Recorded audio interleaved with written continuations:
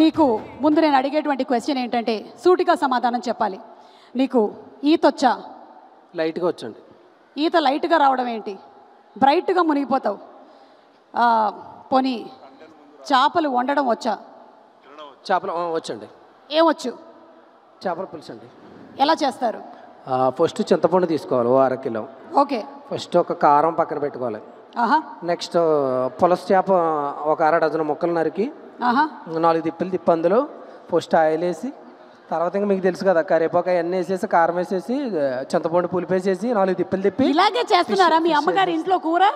లేదు మామూలు ఏమనుకుంటారు నేను చూసి ఇన్ని సంవత్సరాల నుంచి నేర్పించారు కాదు, మీది ఒక యూట్యూబ్లో ఒక వీడియో చూసాను, అందులో మీరు అలాగే చేశారు. నేను ఇలా చేశానా? ఎన్ని రకాలైన చేపలు ఉన్నాయో చెప్పు. చేపలు పులస, ఎలస, శీలావతి, వద్దు ఆపే. కట్టెపరుగులు. ఏంటి? కట్టెపరుగులు, దొందులు, పీతలు, చేపలు. ఏమో ఈ పేర్లన్నీ కరెక్టో కాదో అని అల్లు అరవింద్ గారు కూడా ఒక చిన్న ఆలోచనలో పడ్డారు. ఏం చెప్తున్నాడు రా బాబు వీడని. సరే మాట్లాడేసేయండి ఇప్పుడు. నాకు ఈ సినిమాలో మంచి అవకాశం ఇచ్చిన మన ప్రొడ్యూసర్ సార్కి, డైరెక్టర్ గారికి, సపోర్ట్ చేసిన హీరో గారికి, హీరోయిన్ గారికి, బన్నివాస్ గారికి, రైటర్ కార్తీక్ అన్నకి, భాను గారికి, సత్య గారికి, మొత్తం 24 డిపార్ట్మెంట్లకి పేరు పేరున థ్యాంక్స్ అండి. మేము 22 మందిని మన దద్దా అనే క్యారెక్టర్ మన నరేన్ గారు ఒక 22 మందిని భరించారు. అదేవిధంగా మా 22 మందిని ఈ గీతార్ట్స్ పాపం ఒక సంవత్సరం భరించింది. గీతార్ట్స్కి పేరు పేరున మా అందరి తరపున చాలా థ్యాంక్స్ అండి. అంతే అండి. ఈ సినిమా మంచి సక్సెస్ అవుతుంది. డైరెక్షన్ డిపార్ట్మెంట్కి, మేనేజర్స్కి అందరికీ పేరు పేరున థ్యాంక్ యూ సో మచ్. మొత్తానికి బాగా ప్రిపేర్ అయ్యి వచ్చావు. ప్రిపేర్ అయ్యింది కూడా గా రాసేసావు. అసలు రాతలంటే గుర్తొస్తుంది. ఈరోజు ఇక్కడికి వచ్చినటువంటి శ్రీకాకుళం నుంచి ట్రావెల్ చేసి చాలామంది ఫిషర్మెన్ ఇక్కడికి రావడం జరిగింది. వాళ్ళు పాకిస్తాన్లో జైల్లో ఉన్నప్పుడు రాసినటువంటి లెటర్స్ ఏవైతే ఉన్నాయో వాటిని కూడా ఇవాళ ఇక్కడికి తీసుకొని వచ్చారంట. తర్వాత దాన్ని చూపిస్తాం. ఓకే. Yes sir. అందరికీ నమస్కారం అండి.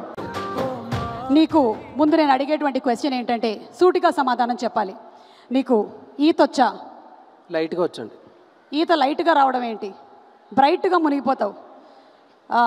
పోనీ చేపలు వండడం వచ్చా?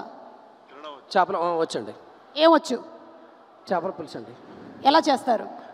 ఫస్ట్ చింతపండు తీసుకోవాలి, ఓ అరకిలో. ఓకే. ఫస్ట్ ఒక కారం పక్కన పెట్టుకోవాలి.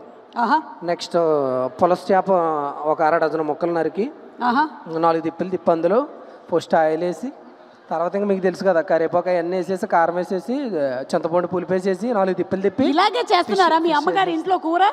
లేదు మామూలు ఏమనుకుంటారు నేను చూసి ఇన్ని సంవత్సరాల నుంచి నేర్పించారు కాదు, మీది ఒక యూట్యూబ్లో ఒక వీడియో చూసాను, అందులో మీరు అలాగే చేశారు. నేను ఇలా చేశానా? ఎన్ని రకాలైన చేపలు ఉన్నాయో చెప్పు. చేపలు పులస, ఎలస, శీలావతి, వద్దు ఆపే. కట్టెపరుగులు.